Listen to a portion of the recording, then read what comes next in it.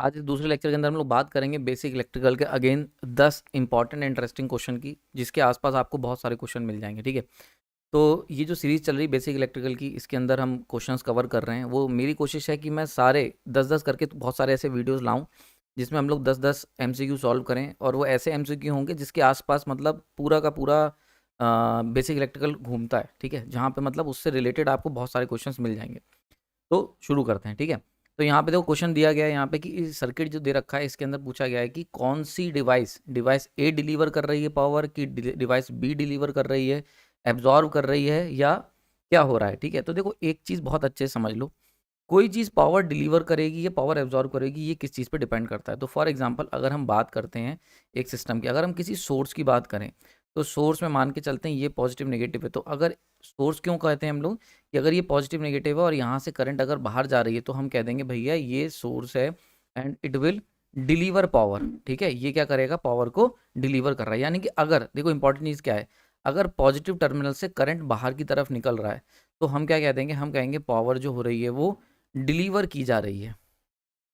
ठीक है, वहीं पे अगर पॉजिटिव टर्मिनल है और उसमें करंट एंटर कर रहा है तो हम कहेंगे पावर एब्जॉर्व की जा रही है, एब्जॉर्व। समझ में आ रही है? तो ये तो सिंपल सा कॉन्सेप्ट है।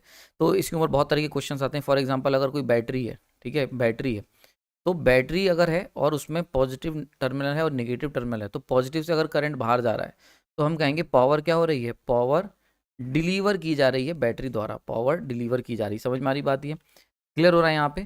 तो बैटरी हो या कोई भी सोर्स हो सकता है, अगर पॉजिटिव टर्मिनल से करंट निकलेगा तो हम कहेंगे पावर डिलीवर हो रही है। ठीक है, अच्छा एक चीज़ और बड़ी इंपॉर्टेंट है, ये हो गया। नाउ ये जो पावर डिलीवर की जा रही है, ठीक है, ऐसे ही अगर मान के चलते हैं यही बैटरी सेम बैटरी है और पॉजिटिव टर्मिनल है और करंट क्या हो रहा है, एंटर कर रहा है, तो हम कहेंगे ये जो बैटरी है ये क्या कर रही है, ये पावर को एब्जॉर्ब किया जा रहा है। तो पहले समझ लो सारी चीज़ों को, कॉन्सेप्ट में बता दे रहा हूँ कितने तरीके से तुमसे क्वेश्चन पूछा जा सकता है। कॉन्सेप्ट क्या है, कॉन्सेप्ट ये सिंपल सा है, इतना सा कॉन्सेप्ट है। ठीक है, अच्छा बैटरी के केस में एक क्वेश्चन और आ जाता है, ये पूछा जाता है कि अगर बैटरी चार्ज कब हो रही है और डिस्चार्ज कब हो रही है। ठीक है, तो बैटरी अगर है, अगर कोई बैटरी है तो वो डिस्चार्ज कब होगी, जब उसके अंदर से पावर निकलेगी। पावर निकलेगी तो ये क्या होगा, ये डिस्चार्ज होने लगेगी। सही है, तो जैसे तो जब भी बैटरी पावर डिलीवर करेगी तो हम कह सकते हैं यहाँ पे क्या हो रहा है, बैटरी क्या हो रही है, डिस्चार्ज हो रही है। समझ में आ रही बात ये। तो ये भी पूछा जा सकता है जस्ट वाइस वर्सा, मतलब इसी तरीके का घुमा क्वेश्चन आ सकता है।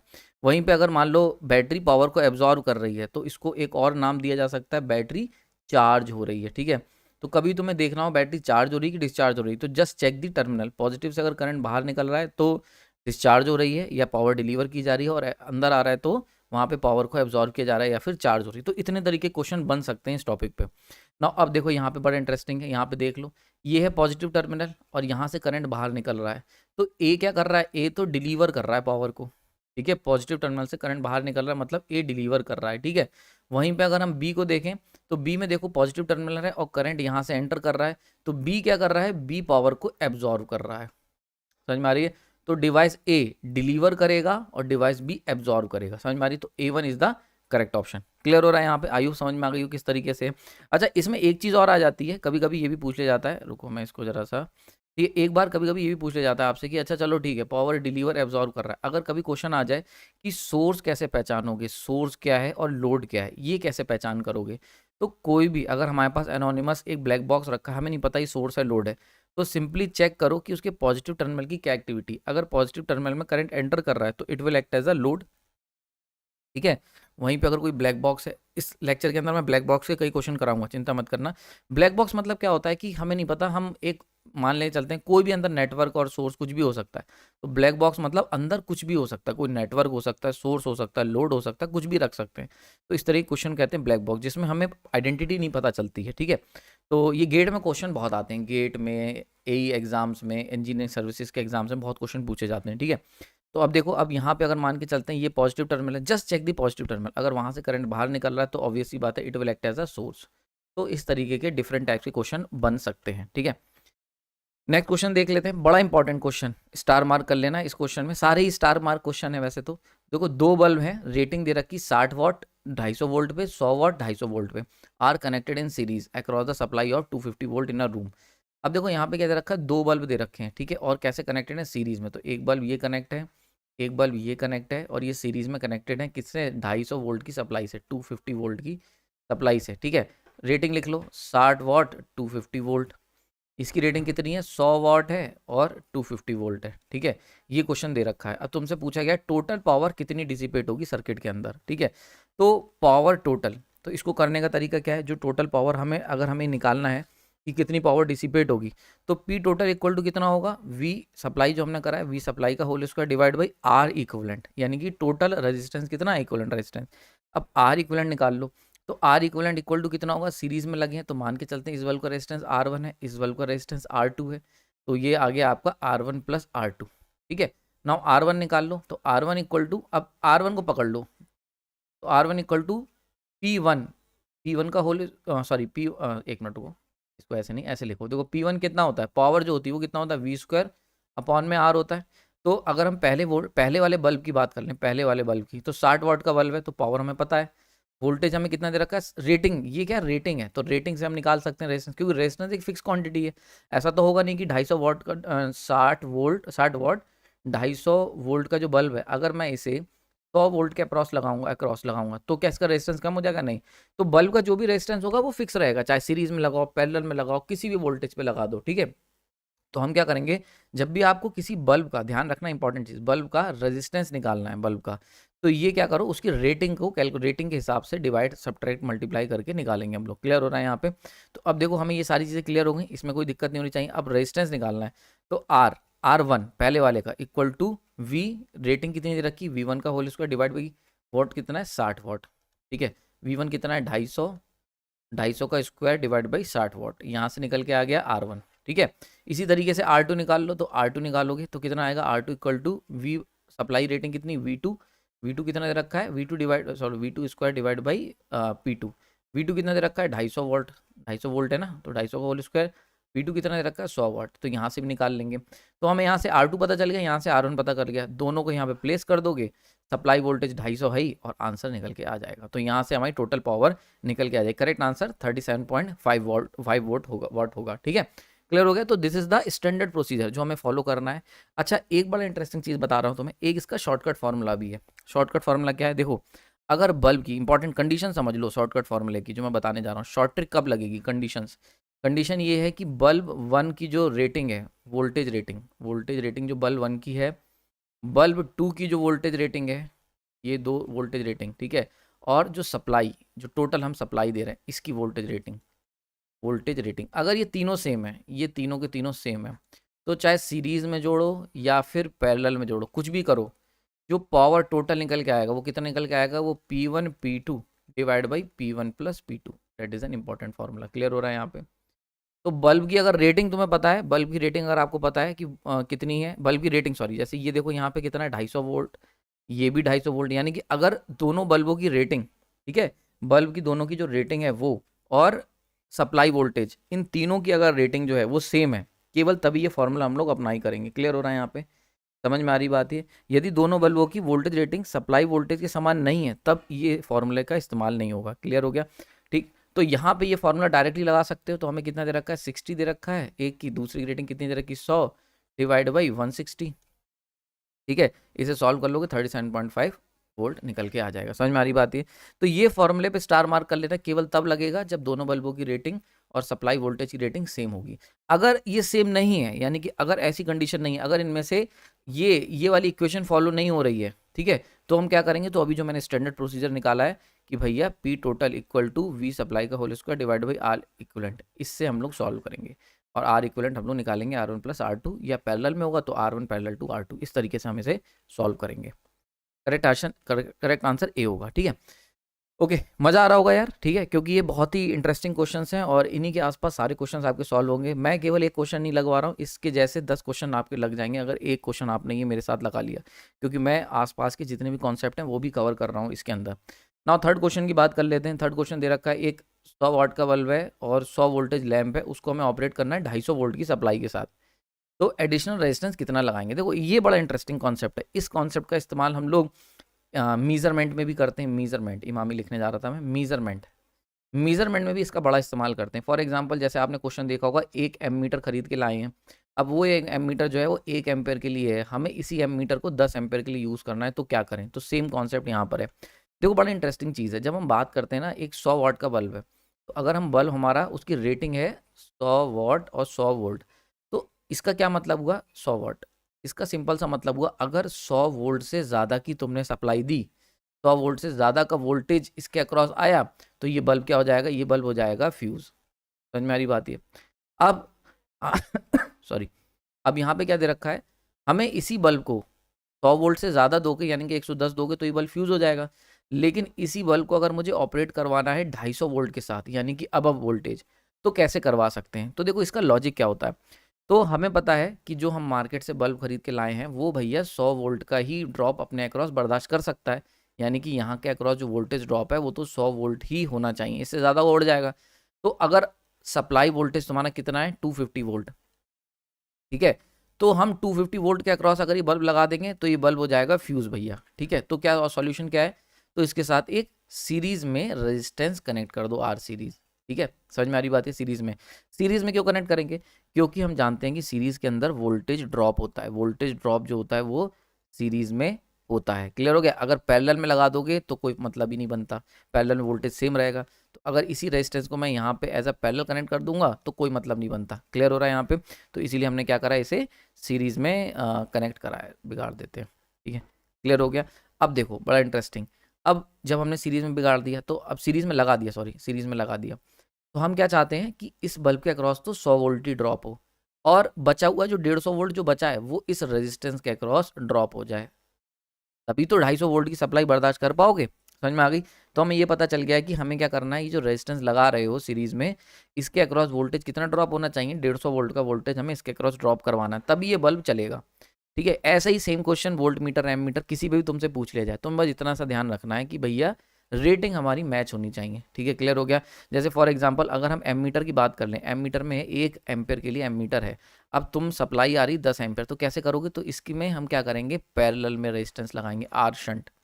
ठीक है, अब शंट में जब लगाओगे तो ऐसे में क्या होगा, यहाँ से आ रही 10 एम्पेयर, हमारा शंट का रेजिस्टेंस हम इस तरीके से एडजस्ट करेंगे, इसमें ये निकाला जाएगा आर शंट कि ताकि क्या हो, यहाँ से 9 एम्पेयर करंट पास हो और 1 एम्पेयर करंट यहाँ से पास हो, तो हमारा एमीटर भी चल जाएगा और जो तुम्हारी रिक्वायरमेंट है 10 एम्पेयर की वो भी पूरी हो जाएगी।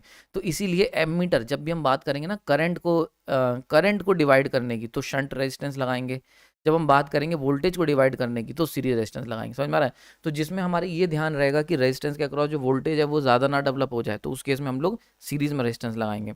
और जिस केस में हमारी ये रिक्वायरमेंट होगी कि हमारा एम मीटर बचा रहे और करंट एम मीटर में एक्सीड ना कर जाए, उस केस में हम लोग शंट में रेजिस्टेंस लगाएंगे। So that is the simple concept, इसका हम इस्तेमाल करते हैं। ठीक है, नाउ अब क्या करना है हमें, सिंपल, हमारे पास सारी चीज़ें निकल के आ गई हैं, अब हमें ये रेजिस्टेंस की वैल्यू निकालनी है। तो आर जो रेजिस्टेंस की वैल्यू होगी आर सीरीज। ठीक है, अब यहाँ पे क्या वोल्टेज डिवीजन रूल लगा दो, वोल्टेज डिवीजन रूल। तो भाई हम सिंपल पता है, अगर R1 है और ये R2 है, ठीक है, और ये है वोल्टेज V, तो R1 R2 के अक्रॉस जो वोल्टेज होगा वो V into R2 divide by VR2 अगर हम कर रहे हैं, यहाँ के अक्रॉस वोल्टेज ड्रॉप होगा VR1, यहाँ के अक्रॉस ड्रॉप होगा VR2, तो VR2 जो होगा वो कितना होगा, V total supply voltage VS, ये वी एस कर दें into R2 divide by R1 plus R2, simple है, सही है। तो यहाँ से सेम कॉन्सेप्ट यहाँ पे लगा लेंगे, तो सीरीज रेजिस्टेंस जो होगा, ठीक है, voltage across series resistance VR series, वो कितना होगा, टोटल वोल्टेज, ठीक है, into V supply into R2 मतलब R series, sorry R series divide by total resistance कितना है, R bulb plus R series. ठीक है, इसमें कोई दिक्कत नहीं होनी चाहिए। समझ में आ रही बात ये? अब देखो थोड़ी सी स्क्रीन यार क्लियर कर लें इरेजर से, एमीटर का काम कभी और बताएंगे, इसको थोड़ा सा स्क्रीन को खाली कर देते हैं। ठीक है, समझ में आ रहा होगा आई होप, मैं बिल्कुल ही बेसिक लेके चल रहा हूँ इस तरीके से कि भैया किसी को भी कोई समस्या ना आए, किसी भी लेवल का बंदा क्यों ना हो, वो इस लेक्चर को देखने के बाद इस तरीके का अगर कोई भी क्वेश्चन आता है पेपर में तो उसे सॉल्व कर पाए। ठीक, ओके। नाउ अब देखो यहाँ पे अभी हमें आर बल्ब तो पता ही नहीं है, तो आर बल्ब का फॉर्मूला हमें पता है V² डिवाइड बाई P, तो V² कितना है, वो रेटिंग दे रखी है 100, 100 इंटू 100 डिवाइड बाई पावर कितनी 100, तो ये कैंसिल, तो रेजिस्टेंस बल्ब का आ गया 100, यानी कि this one is equal to 100। अच्छा, वोल्टेज अक्रॉस रेजिस्टेंस जो सीरीज में लगा रहे हैं ये फिक्स है, ये 150 वोल्ट है, क्योंकि 150 वोल्ट से अगर कम लगाओगे तो यहाँ पे वोल्टेज ड्रॉप बढ़ जाएगा और ऐसे में बल्ब उड़ जाएगा, तो यहाँ तो हम 100 से ज़्यादा दे ही नहीं सकते। तो कितना बचा 150, तो this one is equal to the 150, तो 150 इक्वल टू सप्लाई वोल्टेज कितना है 250 into R series, R series हमें पता करना है, R series divide by 100 plus R series, ठीक है, क्लियर हो गया यहाँ पे।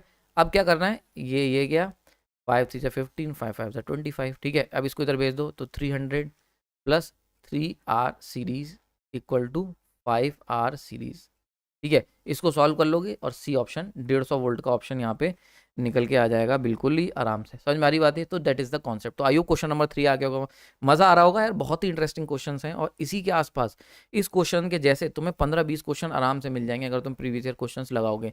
और यही नहीं, मेजरमेंट में बहुत जगह इस तरीके के क्वेश्चन आए हुए हैं। कॉन्सेप्ट समझ में आ गया, तो कॉन्सेप्ट में क्लियर हो गया तो काफी हद तक चीजें क्लियर हो जाएंगी, ठीक है।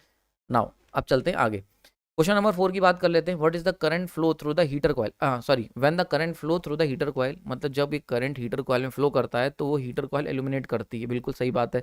देखा होगा जब देखो सर्दियाँ आ ही रही हैं तो हीटर हम लोग जलाते हैं तो देखा होगा हीटर कॉइल बहुत तेज चमकती है, शाइनिंग मारती है। लेकिन क्वेश्चन ये है कि भैया जब सेम पावर को हम लोग लाइन में फ्लो करवाते हैं तब तो लाइन तो इल्यूमिनेट नहीं करती भाई, हर समय करंट फ्लो करता रहता है तुम्हारे घर के वायर्स में।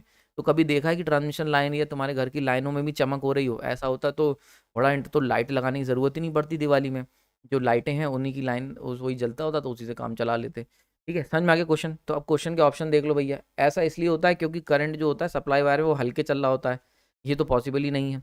दूसरा, resistance of the heater coil is more, तो B1 is the correct option. देखो क्या होता है, जो हीटर हम लोग लेते हैं हीटर, उसका काम क्या होता है, उसका काम होता है हीट जनरेट करना। अब हीट कैसे जनरेट करेगा, तो भैया I2R से हीट जनरेट होती है, तो रेजिस्टेंस अच्छा खासा हाई रखा जाता है जिससे कि क्या हो, तगड़ा तुम्हारा हीटिंग I2R हीटिंग काफ़ी ज़्यादा प्रोड्यूस हो।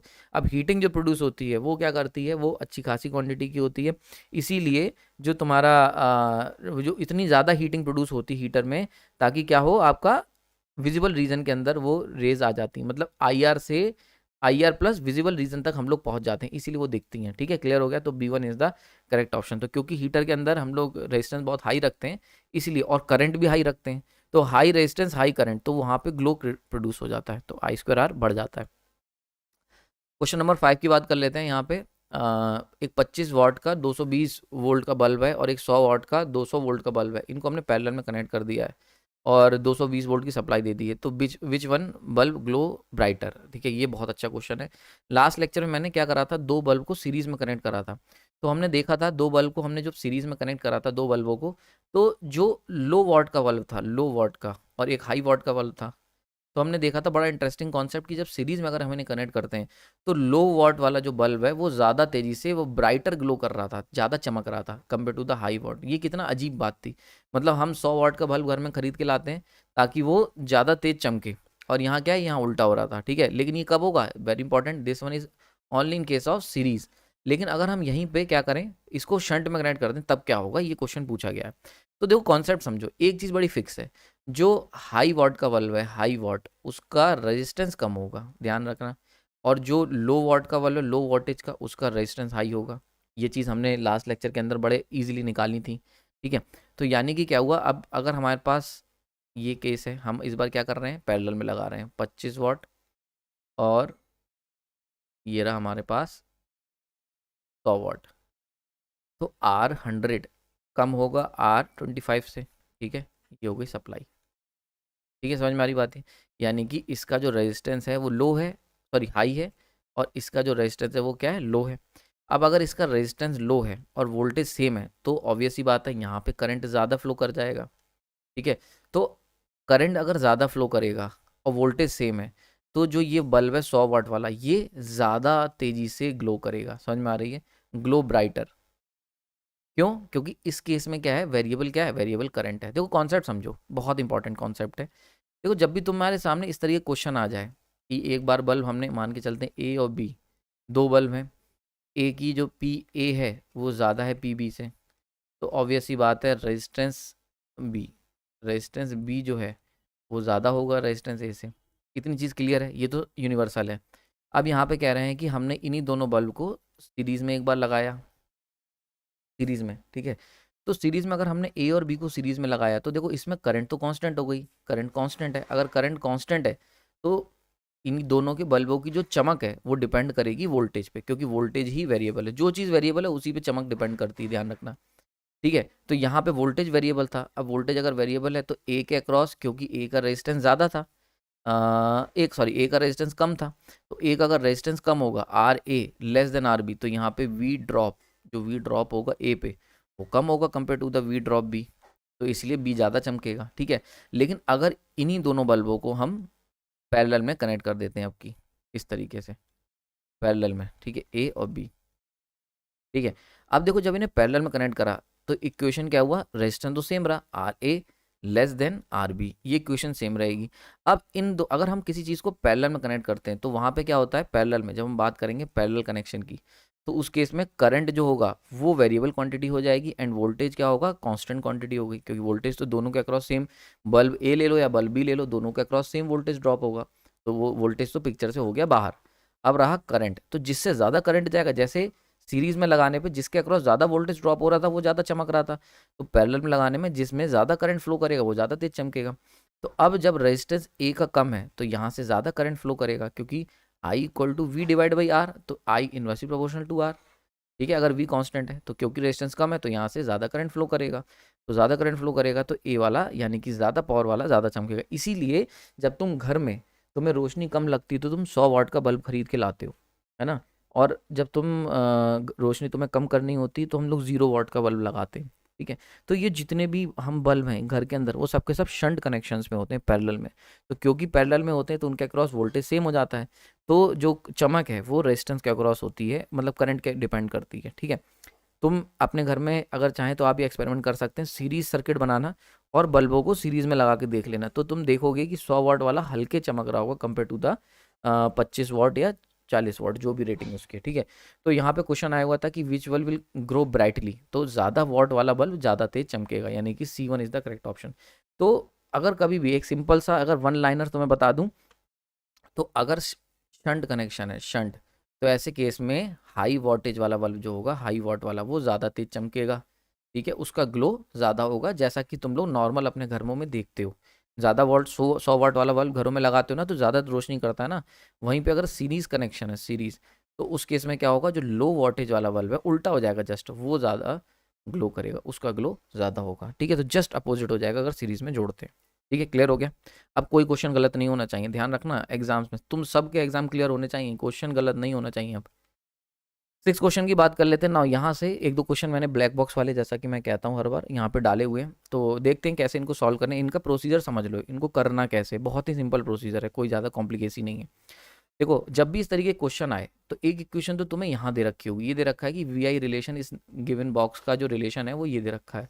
रेजिस्टेंस, अब तुमसे पूछा क्या गया है कि अगर हमने 2 ओम का रेजिस्टेंस लगाया, ये connected across it, then the value of deal ना, यार थोड़ी देर ब्लू कलर ले लेते हैं, बहुत देर हो गई यार इस कलर से हमें डील करते हुए। ओके, चलो पर्पल ले लेते हैं। ठीक है, समझ में आ रही बात है। तो यहाँ पे ही दे रखा है कि भैया कलर हमें दे रखा है, 2 ओम का रेजिस्टेंस हमने लगा दिया यहाँ पे, और नेटवर्क की इक्वेशन दे रखी है। तो जब भी ये क्वेश्चन इस टाइप का आएगा ना ब्लैक बॉक्स में, एक तुम्हें नेटवर्क की इक्वेशन दे रखी होगी ऑलरेडी, तुम्हें क्या करना है, उस इक्वेशन को लिख लेना है, v इक्वल टू 4i-9। ठीक है, दूसरी इक्वेशन तुम्हें आउटर सर्किट से बनानी है। यहाँ से इक्वेशन क्या दिख रही है, देखो यहाँ पे हमने v वोल्टेज लगाया और वोल्टेज में करंट एंटर कर रहा है, तो यहाँ पे अगर सिंपली KVL लगा दोगे तो क्या निकल के आएगा, तो निकल के आएगा v इक्वल टू माइनस का 2i, ये निकल के आ रहा है। सिंपल है देखो यार, क्योंकि क्या है यहाँ पे आप देख सकते हो KVL अगर सिंपल लगाओगे तो v इक्वल टू माइनस का 2i। ठीक है, तो अब क्या करो, तो तरीका समझ लो। स्टेप नंबर 1, ये जो इक्वेशन है इसको यहाँ पे लिख लो, इक्वेशन को लिख लो जो दे रखी है, इक्वेशन गिवन जो है उसे लिख लो। स्टेप नंबर 2, जो आउटर सर्किट है, आउटर सर्किट वहाँ से क्या करो, इक्वेशन ड्रॉ कर लो, इक्वेशन ड्रॉ कर लो, आउटर सर्किट से इक्वेशन ड्रॉ कर लो। तो ये जो आउटर सर्किट है इससे इक्वेशन हम लोग ड्रॉ कर लेंगे, तो इक्वेशन कितनी निकल के आई हमारी भैया, यहाँ से v minus equal to minus का 2i।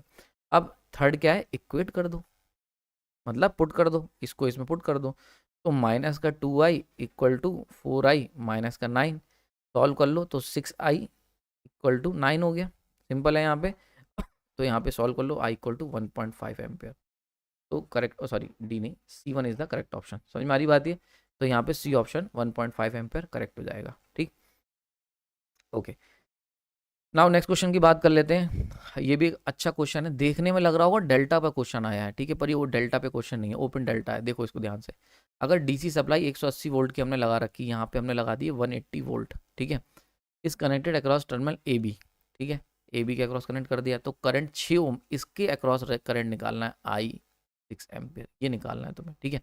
तो सबसे पहले तो आई निकाल लो। तो देखो अगर इस सर्किट को बड़े ध्यान से देखेंगे तो इस सर्किट को हम लोग मॉडिफाई कर सकते हैं। यहाँ पे देखो हम इसे ऐसे बना सकते हैं, ए है, ये बी है, ये हो गया 18 ओम, और ये लग गए पैरेलल में। अब देखो ये सीरीज में है दोनों, तो ये भी 18 ओम हो गया, ठीक है। तो हम इसको और मॉडिफाई करके कह सकते हैं कि भैया 9 है, 9 ओम पैरेलल में कनेक्शन है, ठीक है। क्लियर हो गया यहाँ पे वी, और ये हो गई सप्लाई, ठीक है। अब देखो यहाँ से करंट एंटर करेगी आई, और यहाँ पे एक करंट जाएगी, यहाँ जाएगी आई 18, और यहाँ जाएगी मान के चलते हैं आई 6 एम्पियर करंट, क्योंकि सीरीज में है तो सेम करंट जाएगी। तो यहाँ से हमने क्या करा, हमने सबसे पहले निकालेंगे आई, तो यहाँ से निकल के आ गई आई, तो आई इक्वल टू कितना है, I equal to V by R, V कितना 180 वोल्ट डिवाइड बाई रेजिस्टेंस कितना है इसका 9, 20 एम्पियर, तो करंट निकल के आ गई, सिंपल 20 एम्पियर की करंट आ गई। यानी कि यहाँ से जो करंट जा रही है वो 20 एम्पियर जा रही है। अब देखो क्योंकि दोनों यहाँ पे करंट कितनी होगी 20 एम्पियर, अब क्योंकि ये वाली ब्रांच ले लो या ये ब्रांच सेम है, तो करंट इक्वली डिवाइड होगी, तो 10-10 की करंट डिवाइड हो जाएगी, तो करेक्ट आंसर आ जाएगा D, 10 ampere is the correct answer. तो यहाँ 10 एम्पियर जाएगा और वो इस तरीके से फॉलो करता हुआ निकल जाएगा। समझ में आ रही? तो इस तरीके के क्वेश्चन ये सॉल्व होंगे, ठीक है। तो अब इसे डेल्टा देख के घबराना नहीं है, ध्यान से देखोगे तो इसे ईजिली सॉल्व किया जा सकता है। नेक्स्ट क्वेश्चन यहाँ पे दे रखा है क्वेश्चन नंबर 8। अब देखो यहाँ पे दे रखा है which of the following statement is true both for series and parallel DC circuit, ठीक है। तो दे रखा है करंट जुड़ेगा, वोल्टेज जुड़ेगा, पावर जुड़ेगी, इन तीनों में से कौन सा जुड़ेगा, या फिर एलिमेंट्स है इंडिविजुअल करंट। तो पहला वाले का तो कोई मतलब नहीं है। अब इन तीन में समझ लो। तो देखो जब भी हम सीरीज में करते हैं, सीरीज कनेक्शंस, यानी कि जैसे मान लो ये करते हैं, तो मान के चलते हैं R1 है R2 है, तो यहाँ पे क्या होता है V1 वोल्टेज ड्रॉप, ये V2 वोल्टेज ड्रॉप, और तुमसे टोटल वोल्टेज जब निकाला जाता है तो V1 प्लस V2 करते हो ना, तो वोल्टेज ऐड होगा। वोल्टेज कब ऐड होगा, सीरीज में। इसी तरीके से अगर मान के चलते हैं दो रेजिस्टेंस है, R1 है R2 है, ठीक है, और यहाँ पे देखोगे तो करंट I1 ले रहा है, ये I2 ले रहा है, तो तुमसे पूछ रहे हैं टोटल करंट, तो I total equal to I1 plus I2। तो करंट कब ऐड होगी, शंट में ऐड होगी। पावर, पावर जो ऐड होगी वो सीरीज में भी ऐड होगी प्लस शंट में भी ऐड होगी, पावर हमेशा ऐड होती है, ध्यान रखना। तो यहीं पे क्वेश्चन पूछा गया है इनमें से कौन सा स्टेटमेंट ट्रू है। तो सीरीज और पैरेलल दोनों में कौन सी चीज़ ट्रू है, तो D1 is the correct option. समझ में आ रही बात ये? तो डी यहाँ पे पावर जो होगी वो चाहे सीरीज हो चाहे पैरेलल हो, यहाँ पे दोनों में ही एडअप होगी। नेक्स्ट यहाँ पे क्वेश्चन में पूछा गया what is the value of current I. अब देखो ये वाला क्वेश्चन आप लोग एक बार ट्राई करके देखो, मैं यहाँ पे सॉल्व करता हूँ, यहाँ पे पॉज कर दो वीडियो को, देन सॉल्व करना, ठीक है। बहुत इंटरेस्टिंग क्वेश्चन है, सेम वैसे ही करना है जैसे हमने करा, बहुत ही सिंपल है। अगर आपको प्रोसीजर पता है, जैसे मैंने बताया, सबसे पहला स्टेप क्या है, इक्वेशन लिख लो V plus I equal to 100। Second step क्या है, आउटर सर्किट से इक्वेशन बना लो, KVL लगा के, KCL लगा के, जो भी बना सकते हो। तो सिंपली V इक्वल टू कितना है, V इक्वल टू आई 1 × 1, यानी कि V इक्वल टू आई, सही है। तीसरा स्टेप क्या है, इक्वेट कर दो। तो हमें निकालना क्या है, हमें निकालना है आई, तो यहाँ पे आई रहने दो, V को इक्वेट कर दो, तो V इक्वल टू आई है, तो यहाँ पे आई आ जाएगा, तो 2i इक्वल टू 100, तो I equal to 50 ampere is the correct answer. समझ में आ रही? तो B1 is the correct answer. देख रहे हो कितना सिंपल है, जिनको प्रोसीजर नहीं पता है वो गड़बड़ कर देंगे, तो प्रोसीजर पता होना जरूरी है इसका, ठीक है। नाउ लास्ट क्वेश्चन की बात कर लेते हैं। यहाँ पे टाइम कांस्टेंट निकालना है नेटवर्क का। तो आपको पता है जब भी RC सर्किट होता है तो उसका जो टाइम कांस्टेंट होता है वो कितना होता है, RC होता है। और अगर मान के चलते हैं RL सर्किट है, RL, तो उसका जो टाइम कांस्टेंट होता है अंडर रूट वो होता है L/R, ठीक है, टॉ इक्वल टू L/R होता है, ठीक है। तो इस तरीके से हम लोग दोनों को कैलकुलेट करते हैं, यानी टाइम कांस्टेंट होता है, ठीक है। क्लियर हो गया यहाँ? ठीक है। अच्छा, टाइम कांस्टेंट क्या बताता है, टाइम कांस्टेंट सिंपली बताता है कि कितनी तेजी से करंट या फिर वोल्टेज जो भी है वो किस रेट से डिके होगा। फॉर एग्जांपल RL सर्किट के बारे में बता देता हूँ। तो RL सर्किट में जब भी हम इसे चार्ज करेंगे तो कितनी जल्दी से RL सर्किट चार्ज होगा या कितनी जल्दी से डिके होगा, it will decided by the time constant. तो जितना ज़्यादा, अगर टाउ की वैल्यू ज़्यादा है तो इसका मतलब बहुत धीरे धीरे चार्ज होगा और बहुत धीरे धीरे ही डिस्चार्ज होगा। तो चार्जिंग और डिस्चार्जिंग रेट जो होगा बहुत स्लो होगा, ठीक है। वहीं पे अगर टाउ बहुत कम है तो इसका मतलब क्या है, बहुत तेज़ी से चार्ज होगा और बहुत तेज़ी से ही डिस्चार्ज भी होगा। तो so it will decide the charging rate. अगर आप चाहते हैं कि टाइम कांस्टेंट के ऊपर एक सेपरेट वीडियो बने जिसके अंदर हम लोग डिटेल में चर्चा करें, तो कमेंट सेक्शन में डाल देना, उसको हम लोग बना देंगे, ठीक है।